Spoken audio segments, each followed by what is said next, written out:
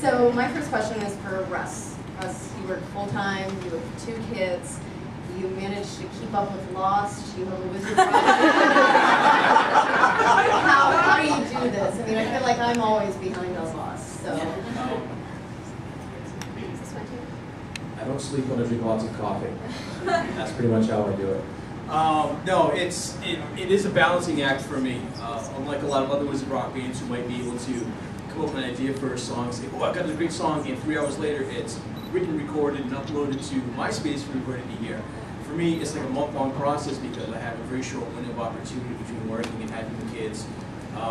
You know, it's a labor of love for me. It really is, where I try and have to make the time to do Wizard Rock, but for me, it's a valuable thing to have that free time to be able to do stuff with the community, with working on other bands' projects, working on my own stuff.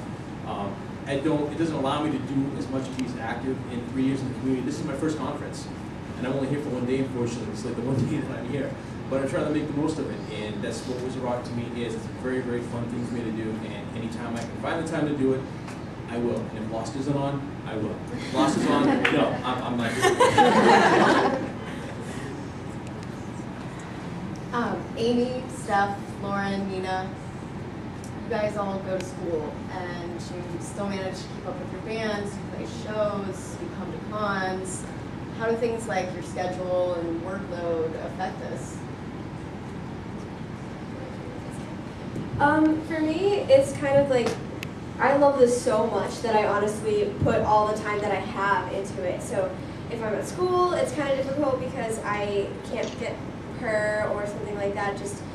But when I do have time, my summers end up completely booked solid just because I know for the whole year that I'll have time to do things and then end up with something to do for weeks. It's because I love to do it. I think it's really worth it when you have something that you love this much, even though it's kind of difficult and you have to work around other things. And yeah, I'd rather be playing Wizard Rock music than going to school, but it's important, so it's worth the extra work, but I would like to be able to do it more often than I already do.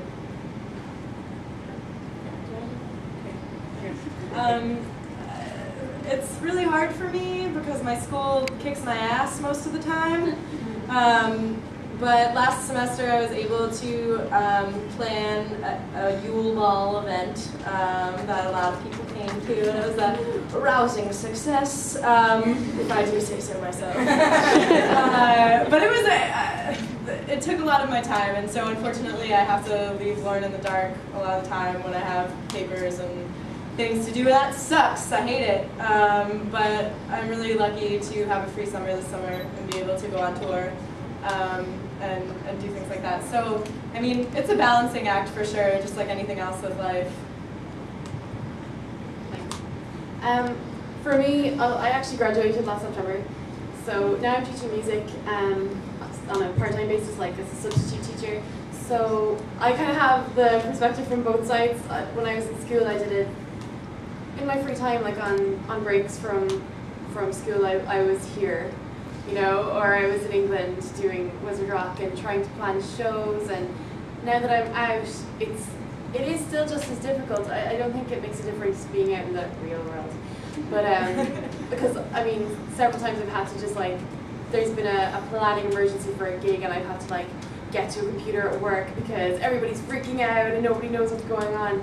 But like Moni Myrtle said, if it's something that you love, you will find time for it no matter what else you're doing. It's a release from the other things in your life. If you love it that much, you'll always find the time, I find.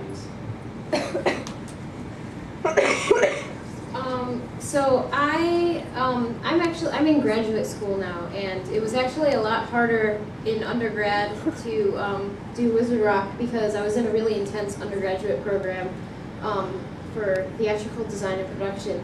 But luckily, everything I've studied has applied to Wizard Rock because I was a stage manager and a set designer, so I can run the entire band with like basically all of my limbs tied behind my back, luckily, and then occasionally remember to play some music. So it's kind of, you know, I can multitask like no other, and that's really what it is for me. because I am in graduate school for arts administration now, and I also work a lot of jobs, like 2 or 3. And so it's a lot of, you know, being at work and working on paperwork and also having MySpace up and writing a blog and everything like that. So it's a lot of multitasking, and then being able to find jobs that are willing enough to give you a week or 2 off to go on a short tour or take Friday off for a couple weekend shows. And this question is for everybody. How much do you disclose about your involvement in the fandom to coworkers, bosses, professors, that sort of thing? I got a good story. Okay, some of you may or may not know. Oh, yeah, maybe. I've managed a bank for about 5 years now, and I managed the same one for about 4 years, and then when I started doing Wizard Rock, I was still there, and no one knew. Like when I was going to play shows, or even going on tour, I was like, I'm going on tour to play music, and it's kind of left it at that. Then when I got my new job almost a year ago, it's a small bank, there's only 13 branches, and I managed the main office. And the executive vice president, like the second head guy, came down one day and he said, hey, I know about your band. And I was like, cool, because I have a local band, you know, Muggle band. I'm like, cool. He's like, no, I know about your other band.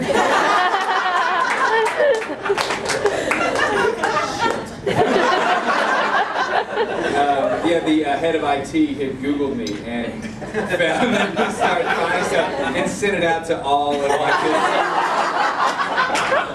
But it's cool. I mean, now they're just like supportive of me, you know, going and doing. Like they know I'm going on tour this summer with the Ringus Lupins. You know, they knew I was coming here, and you know, everybody's, how's the Harry Potter rock going? I'm like, oh, it's good. I'm like, yeah, that's awesome. And so, you know, like some of my coworkers have like friended me on MySpace and you know, wanted CDs, and that's really weird. But it's fun. I feel so much more relieved. Like I don't have to live some crazy double life or something. So it's been a lot of fun. Have they heard Brotherly Love yet? Only one. She's sworn to secrecy. I maybe let go if they hear Brotherly Love.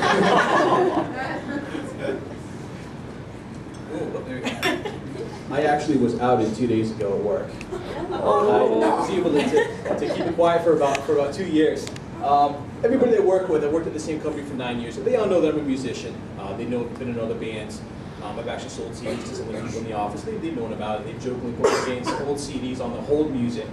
And they walk by my phone and put it on hold so I can hear it playing. I'm like, oh no.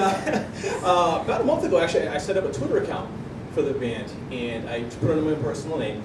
Didn't think anything of it, and then the other morning at work, also I got an email notification that my boss had subscribed to my Twitter feed. Oh. And always, you know, everything that I do with the Twitter account is always very, very band related. I try and keep the band life separate from my personal life with my wife and my kids. You know, there's the Creepy Crisis side of me, then there's the wrestling dad and husband side of me.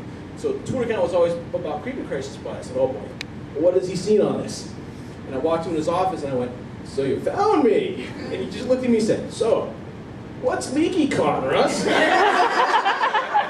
Why do you have Friday off on the calendar, Russ? What's Leakycon all about? And I said, oh, let me tell you the story. And we moved from there, and it was, you know, it was a very fun conversation, and we joked about it. And he said, well, let me see your MySpace. And I sent him a link to the MySpace, and he checked it out. I was listening to the music, and he's a big Beatles fan. The first song on my MySpace page was the Beatles film from the All You Need Is Wizard Love compilation. He was like, this is incredible. How come we didn't tell anybody about this early? This music's really good. And I was like, okay. So, you know, and luckily I worked for an IT company, and everybody there's very much into Star Trek and Star Wars, Battlestar Galactica, and everybody has their own, you know, hobbies in sci-fi and fantasy, things that they enjoy. It just so happens that mine is Harry Potter, so. Can I go? Sure.